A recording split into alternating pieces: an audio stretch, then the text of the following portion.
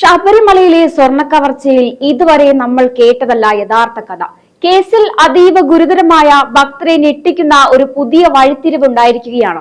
സ്വർണം മോഷ്ടിക്കാൻ പ്രതികൾ ഉപയോഗിച്ചത് വെറും ഒരു കത്രികയോ കമ്പിയോ ഒന്നുമല്ല, പകരം അത്യാധുനികമായ സയന്റിഫിക് കെമിസ്ട്രിയാണ്. എന്താണ് പുതിയ വിവരം എന്നല്ലേ? VSSC ശാസ്ത്രജ്ഞർ ഇപ്പോൾ ഹൈക്കോടതിയിൽ നൽകിയിരിക്കുന്ന മൊഴി കേട്ടാൽ ആരും അന്തം വിട്ടുപോകും. ശബരിമലയിലെ ആ ചെമ്പുപാളികൾ ആരും കടത്തിക്കൊണ്ടു പോയിട്ടില്ല, പകരം ശ്രീകോവിലിലെ ആ പാളികളിൽ നിന്ന് സ്വർണം മാത്രം രാസവിദ്യയിലൂടെ ഊറ്റിയെടുത്തു എന്നാണ് പുതിയ കണ്ടെത്തൽ. ഇത് കേട്ടതോടെ നമ്മുടെ തിരുവിതാംകൂർ ദേവസ്വം ബോർഡിന് വലിയ ആശ്വാസമായത്രേ. പാളികൾ അവിടെ തന്നെയുണ്ടല്ലോ, കപൂർ മോഡൽ കൊള്ളയല്ലല്ലോ എന്നാണ് ബോർഡിന്റെ ആശ്വാസം. അതായത് സ്വർണം പോയാലും കുഴപ്പമില്ല, ആ പഴയ ചെമ്പ് കഷ്ണങ്ങൾ അവിടെ ഇരിപ്പുണ്ടല്ലോ എന്ന്. ഭക്തരെ ഇത്രത്തോളം വിഡ്ഢികളാക്കുന്ന മറ്റൊരു ഭരണകൂടം ഈ ലോകത്തുണ്ടാകുമോ? സ്വാമി അയ്യപ്പന്റെ മണ്ണിൽ നടന്ന ഈ അതിസങ്കീർണമായ ഹൈടെക് കൊള്ളയുടെ ഉള്ളുകളികളിലേക്ക് നമുക്കൊന്ന് കടക്കാം. കപൂർ മോഡൽ കവർച്ചയല്ല എന്ന് കേൾക്കുമ്പോൾ സർക്കാർ നെഞ്ചു വിരിച്ചു നിൽക്കുകയാണ്. എന്താണ് ഈ കപൂർ മോഡൽ? യഥാർത്ഥ സാധനം മാറ്റി വ്യാജൻ വെക്കൽ. ഇവിടെ നടന്നത് അതിലും ഭീകരമാണ്. രാസവസ്തുക്കൾ ഉപയോഗിച്ച സ്വർണം മാത്രം അരിച്ചെടുത്തു, ബാക്കിയിരിക്കുന്നത് വെറും ചെമ്പ്. മുഖ്യപ്രതിയായ ഉണ്ണികൃഷ്ണൻ പോറ്റി ഈ പാളികൾ ചെന്നൈയിലേക്ക് കൊണ്ടുപോയി എന്നാണ് റിപ്പോർട്ട്. ചെന്നൈ വരെ പോയിട്ട് തിരികെ വന്നപ്പോൾ സ്വർണം പകുതിയും കാണാനില്ല. സാധാരണക്കാരുടെ കണ്ണിൽ പൊടിയിടാൻ പാളികൾ അവിടെ തന്നെയുണ്ടല്ലോ എന്ന് പറയുന്ന ദേവസ്വം ബോർഡിന്റെ ബുദ്ധി അപാരം തന്നെ. ഭഗവാന്റെ സ്വർണം രാസവസ്തുക്കൾ ചേർത്ത് ഉരുക്കിയെടുത്തവർക്ക് പിന്നിൽ ആരെല്ലാം ഉണ്ടെന്ന് ഈ സർക്കാർ വെളിപ്പെടുത്തുമോ? വിജയ് മല്യ സമർപ്പിച്ച കോടിക്കണക്കിന് രൂപയുടെ സ്വർണം പൊതിഞ്ഞ പാളികളാണ് മോഷ്ടിക്കപ്പെട്ടത്. ദേവസ്വം ബോർഡിന്റെ കാവലിൽ ഇരുന്ന ഈ സ്വർണം എങ്ങനെ ചെന്നൈയിലെത്തി? ആരാണ് ഇതിന് അനുവാദം നൽകിയത്? പിണറായി വിജയന്റെ ഭരണത്തിന് കീഴിൽ ദേവസ്വം ബോർഡ് വെറും നോക്കുകുത്തിയായി മാറിയിരിക്കുകയാണ്. മതവിശ്വാസികളെ തകർക്കാൻ മുൻപന്തിയിൽ നിൽക്കുന്ന സർക്കാർ ക്ഷേത്ര സ്വത്തുക്കൾ സംരക്ഷിക്കുന്ന കാര്യത്തിൽ മാത്രം എന്തേ ഇങ്ങനെ മടിക്കുന്നത്? ഈ ശാസ്ത്രീയ പരിശോധനയിലൂടെ തെളിയുന്നത് വെറും ഒരു മോഷണമല്ല, മറിച്ച് വ്യവസ്ഥാപിതമായ ഒരു ക്രിമിനൽ ഗൂഢാലോചന തന്നെയാണ്. രണ്ടാം പിണറായി സർക്കാരിന്റെ കാലത്ത് കേരളത്തിൽ എന്താണ് സുരക്ഷിതമായിട്ടുള്ളത്? ക്രമസമാധാന നില തകർന്നു എന്ന് നാം പറഞ്ഞു. ഇപ്പോൾ ഭഗവാന്റെ ശ്രീകോവിലിൽ പോലും സുരക്ഷിതമില്ല എന്ന് തെളിഞ്ഞിരിക്കുകയാണ്. കള്ളപ്പണ ഇടപാടുകളെ കുറിച്ച് എൻഫോഴ്സ്മെന്റ് ഡയറക്ടറേറ്റ് അന്വേഷിക്കാൻ തുടങ്ങുമ്പോഴാണ് സർക്കാരിന് നെഞ്ചിടിപ്പ് കൂടുന്നത്. സ്വർണ്ണക്കടത്ത് മുതൽ സ്വർണ്ണക്കവർച്ച വരെ എല്ലായിടത്തും ഒരു സയന്റിഫിക് ടച്ച് ഈ സർക്കാരിനുണ്ട്. ഉണ്ണികൃഷ്ണൻ പോറ്റി വെറും ഒരു കരുവാണ്. ഈ സ്വർണം എങ്ങോട്ട് പോയി? ആരുടെ അക്കൗണ്ടിലേക്കാണ് ഇത് പണമായി എത്തിയത്?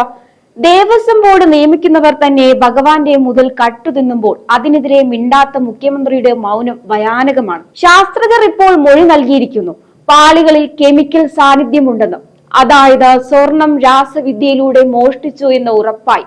എന്നിട്ടും എന്തുകൊണ്ട് ഈ കേസിൽ ഉന്നതർ അറസ്റ്റ് ചെയ്യപ്പെടുന്നില്ല?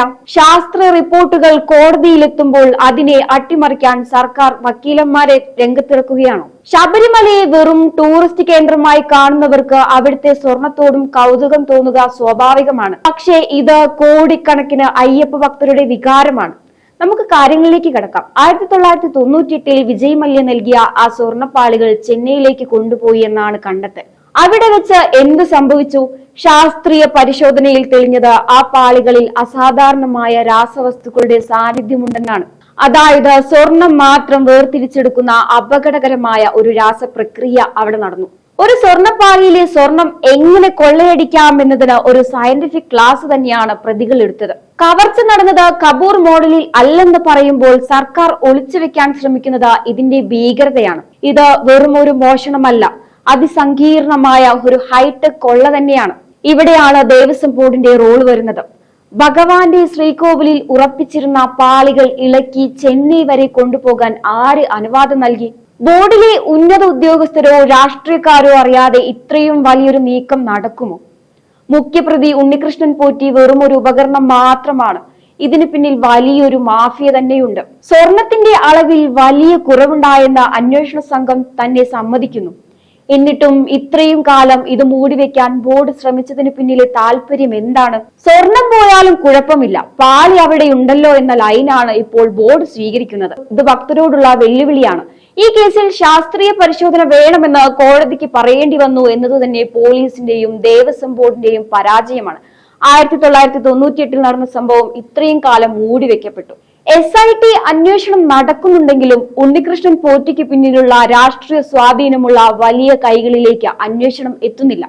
സാധാരണ ഒരു കള്ളൻ സ്വർണം മോഷ്ടിച്ചാൽ പിറ്റേന്ന് പിടിക്കുന്ന കേരള പോലീസ് രാസവിദ്യ ഉപയോഗിച്ച് സ്വർണം കടത്തിയ ഈ പ്രൊഫഷണൽ സംഘത്തിനു മുന്നിൽ ഇരുട്ടിൽ തപ്പുകയാണ്. സർക്കാരിനും ദേവസ്വം ബോർഡിനും ശബരിമല എന്നത് വെറും ഒരു വരുമാന മാർഗം മാത്രമാണ്. സീസൺ സമയത്ത് ഭക്തരിൽ നിന്ന് പിരിച്ചെടുക്കുന്ന കോടികളിൽ മാത്രമാണ് ഇവരുടെ കണ്ണ്. പക്ഷേ അവിടുത്തെ സ്വത്തുക്കൾ സംരക്ഷിക്കുന്ന കാര്യത്തിൽ ഇവർക്ക് താല്പര്യമില്ല. സ്വർണത്തിന്റെ അളവിൽ ഗണ്യമായ കുറവുണ്ടായി എന്ന സയന്റിഫിക് റിപ്പോർട്ട് വന്നിട്ടും ദേവസ്വം മന്ത്രിയോ മുഖ്യമന്ത്രിയോ ഇതുവരെ ഒരു അക്ഷരം മിണ്ടിയിട്ടില്ല. ക്രിസ്ത്യൻ മുസ്ലിം പള്ളികളിലെ സ്വത്തുക്കളിൽ കൈകടത്താൻ ധൈര്യമില്ലാത്ത ഈ സർക്കാർ ഹിന്ദു ക്ഷേത്രങ്ങളിലെ സ്വർണം രാസവിദ്യയിലൂടെ ഊറ്റിയെടുക്കുമ്പോൾ മൗനം പാലിക്കുന്നത് വോട്ട് ബാങ്ക് രാഷ്ട്രീയം ലക്ഷ്യം വെച്ചാണ്.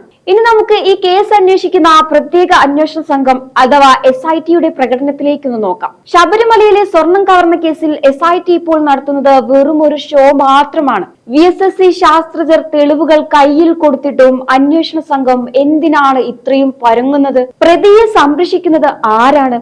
കേസിലെ മുഖ്യപ്രതിയായ ഉണ്ണികൃഷ്ണൻ പോറ്റിക്ക് പിന്നിൽ വലിയ സ്വാധീനമുണ്ടെന്ന് വ്യക്തമാണ്. ഒരു ക്ഷേത്രത്തിലെ ജീവനക്കാരന് ഒറ്റയ്ക്ക് ഇത്രയും വലിയൊരു സയന്റിഫിക് ഓപ്പറേഷൻ നടത്താൻ കഴിയില്ല. പാളികൾ ചെന്നൈയിലേക്ക് കൊണ്ടുപോയ വാഹനങ്ങൾ, അവിടെ ഇതിന് സൗകര്യമൊരുക്കിയ ലാബുകൾ, രാസവസ്തുക്കൾ എത്തിച്ചവർ, ഇവരെ കുറിച്ചൊന്നും അന്വേഷിക്കാൻ SIT എന്തേ തയ്യാറാകുന്നില്ല?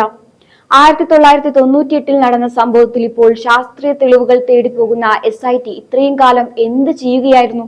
അന്വേഷണം ഇഴഞ്ഞു നീങ്ങുന്നത് വഴി തെളിവുകൾ നശിപ്പിക്കാനും പ്രതികൾക്ക് പഴുതുകൾ കണ്ടെത്താനും അന്വേഷണ സംഘം തന്റെ മൗനാനുവാദം നൽകുകയാണോ എന്ന് നാം സംശയിക്കണം. സ്വർണത്തിന്റെ അളവിൽ ഗണ്യമായ കുറവുണ്ടെന്ന റിപ്പോർട്ട് വന്നിട്ടും കപൂർ മോഡൽ അല്ലല്ലോ എന്ന് ആശ്വസിക്കുന്ന ദേവസ്വം ബോർഡിന്റെ അതേ പല്ലവി തന്നെയാണ് SITയും പാടുന്നത്. സത്യം പറഞ്ഞാൽ SIT ഇപ്പോൾ ചെയ്യുന്നത് പ്രതികളെ പിടിക്കലല്ല, മറിച്ച് പ്രതികളിലേക്ക് എത്താതിരിക്കാനുള്ള വഴി കണ്ടെത്തുകയാണ്.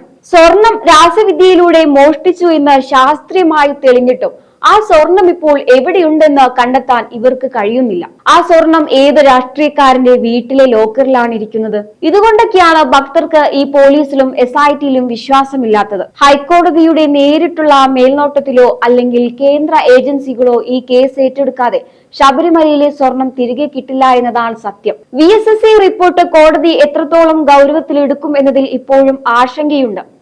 ഈ റിപ്പോർട്ടിനെ അട്ടിമറിക്കാൻ സർക്കാർ തലത്തിൽ ശ്രമങ്ങൾ നടക്കുന്നുണ്ടോ എന്ന് നാം സംശയിക്കണം. കാരണം ശാസ്ത്രീയ തെളിവുകൾ പുറത്തു വന്നാൽ പല വമ്പൻ സ്രാവുകളും കുടുങ്ങും. ഉണ്ണികൃഷ്ണൻ പോറ്റിയെ മാത്രം പ്രതിയാക്കി കേസ് ഒതുക്കി തീർക്കാനാണ് ഇപ്പോഴത്തെ നീക്കം. എന്നാൽ രാസവിദ്യയിലൂടെ സ്വർണം മോഷ്ടിക്കാൻ സാങ്കേതിക സഹായം നൽകിയവർ ആരാണ്? ഈ പാളികൾ കടത്താൻ വാഹനം ഏർപ്പാടാക്കിയവർ ആരാണ്? ഇതിനൊന്നും മറുപടിയില്ല. സയന്റിഫിക് എന്ന വാക്കിന്റെ മറവിൽ യഥാർത്ഥ പ്രതികളെ രക്ഷിക്കാനാണ് സർക്കാർ ശ്രമിക്കുന്നത്. എന്തായാലും ഈ ഒരു വിഷയത്തെക്കുറിച്ചുള്ള നിങ്ങളുടെ അഭിപ്രായങ്ങൾ കമന്റ് ബോക്സിൽ രേഖപ്പെടുത്തുക. മറ്റൊരു വിഷയവുമായി വീണ്ടും കാണാം. നന്ദി.